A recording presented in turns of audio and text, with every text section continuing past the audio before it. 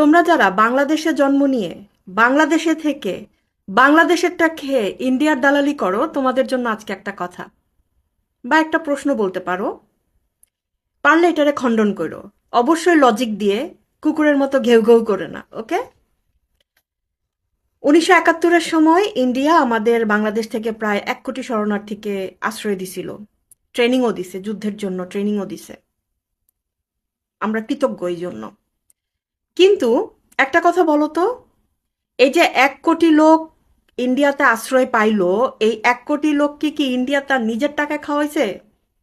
বা এই মানুষগুলোর তো একটা থাকার জায়গা দেওয়া হয়েছে, খাওয়াইতে হয়েছে, তাই না? এই টাকাগুলো কি ইন্ডিয়া নিজের পকেট থেকে দিছে? ওই সময়কার ইতিহাসে তথ্যভিত্তিক ইনফরমেশনগুলো একটু ঘাটাঘাটি করেও প্রমাণ পাওয়া যাবা।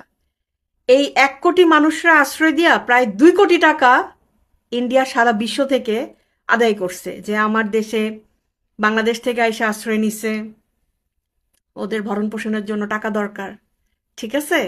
শুধু এই শরণার্থীদের দেখা 2 কোটিরও বেশি টাকা আদায় করছে বিভিন্ন ফান্ড থেকে, বিভিন্ন বিদেশি যে সংস্থাগুলো সাহায্য করে।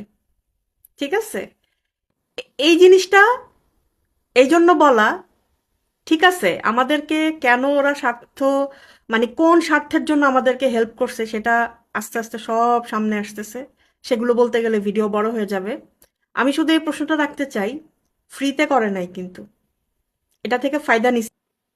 তো এত যে ইন্ডিয়ার দালালি করো তোমরা, হ্যাঁ, মানে তোমরা যে অন্ধভাবে ইন্ডিয়ার দালালি করো, ভিত্তিহীন। ভিতরের খবরগুলো জানো, ইতিহাস পড়ো। বাংলাদেশকে যদি না ভালোবাসো সেটা আলাদা কথা, কিন্তু ন্যূনতম যদি দেশের প্রতি ভালোবাসা থাকে, ইন্ডিয়ার দালালি করার আগে একবার হইলেও ভাইবো। ওকে? ভালো হয়ে যাও সময় থাকতে।